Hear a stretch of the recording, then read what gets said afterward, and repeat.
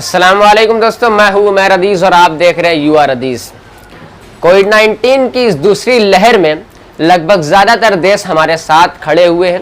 Abu Dhabi हो या Saudi अरब हो या पाकिस्तान हो या यूके गवर्नमेंट हो, बहुत सारे ऐसे देश हैं जो इंडिया की मदद करना चाहते हैं और इंडिया की मदद कर रहे हैं। जैसा कि आपको पता होगा कि अभी कल ही 80 मैट्रिक टन ऑक्सीजन सऊदी अरब द्वारा सप्लाई किया गया इंडिया को। उसके बाद पाकिस्तान ने भी ये कहा है कि हम हर मुमकिन कोशिश करेंगे कि इंडिया की मदद करें। यूके गवर्नमेंट ने भी ये अनाउंस कर दिया है कि वो वेंटिलेटर और ऑक्सीजन सप्लाई करेंगे इंडिया को। अबू धाबी में भी ये कह दिया है कि हम इंडिया के साथ खड़े हुए हैं और हर मुमकिन कोशिश करेंगे। तो इसी बीच जो मदद करने का ये दौर चल रहा है, इसमें बहुत सारे ट्वीट्स हो रहे हैं, कुछ फेवर में हो रहे हैं तो कुछ अगेंस्ट हो रहे हैं। जैसे कि एक शायरी के तौर पर ट्वीट किया गया था, आसमां में काली घटा छाई, मुल्क में एक वबा आई, अब राहत की सांस लीजिए, सुना है मदीने से दवा आई। ये सब ट्वीट किए जा रहे हैं। कोई उन गांव वालों को बता दो कि मुसलमानों के देश से ऑक्सीजन आ रहा है, जो अपने गांव के बाहर मुसलमानों को इस गांव में आना सख्त मना है का बोर्ड लगाकर पहरा दिया करते थे। इसी बीच आपको बता दूं कि एक ब्रेकिंग न्यूज ये है कि कर्नाटका में 14 दिनों के लिए लॉकडाउन कर दिया गया है, लॉकडाउन लगा दिया गया है। 27 अप्रैल से 14 दिनों का वहां पे लॉकडाउन है। तो ये सारी बातें हो रही थी कि तभी अचानक एक बड़ी दलाल भड़वी का ट्वीट आता है और सुनिए क्या लिखती है। वो लिखती है वो लिखती है कि हद है बेवकूफ़ी की, देखा ऑक्सीजन आ रही है सऊदी अरब से, बोल ऐसे रहे जैसे अपने अब्बा के घर से आ रही है। अरे पहले भारत ने मदद की सऊदी अरब को। भारत ने 45 लाख वैक्सीन की कॉमर्शियल सप्लाई की थी, 14 फरवरी को 30 लाख और 28 मार्च को 15 लाख। और हाँ, ऑक्सीजन आ रही है अडानी के जहाज से। यानी ये उन पर तंज कर रही हैं, कमेंट कर रही हैं कि वो ऐसे कह रहे हैं जैसे उनके अब्बा के घर से आ रही है।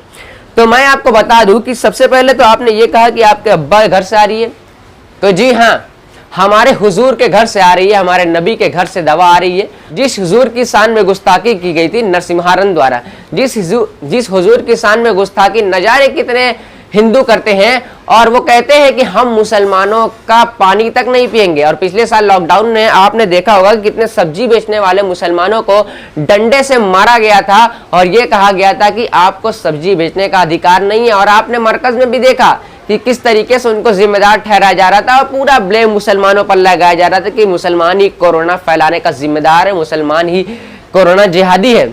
आज आप मुसलमान से क्यों ले रहे हैं? वो सबसे पहली बात तो ये। और दूसरी बात जो आपने मदद करने की कही कि पहले भारत ने मदद की थी, तो भारत ने जो मदद की थी वो मदद नहीं की थी बल्कि बिजनेस किया था। भारत ने ऐसी मदद की थी, समझ लीजिए आप, कि मान लीजिए कि एक घर में कुछ लोग रह रहे हैं और वहां पे उनके खाने के लिए नहीं है, उनके खाने के लाले पड़े हुए हैं और जितना सामान बचा हुआ है वो बेच दिया जा रहा है बाहर वालों को।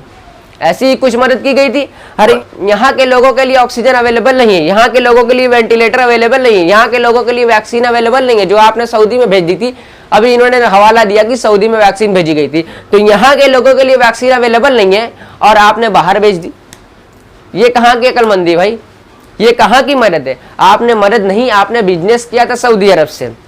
आपने मदद नहीं, आपने बिजनेस किया था सऊदी अरब से और आप मदद का हवाला दे रहे हैं जब आपने घर में खाने के लिए नहीं है और आप दूसरों को वो चीज़ दे रहे हैं, दे नहीं रहे बल्कि बेच रहे हैं, तो इसको मदद का नाम दे रही हैं। सबसे बड़ी बात इनसे मैं ये कहना चाहूँगा कि ये जिसको खुश करने के लिए कर रही है सारे ट्वीट, वो खुश हो रहा है।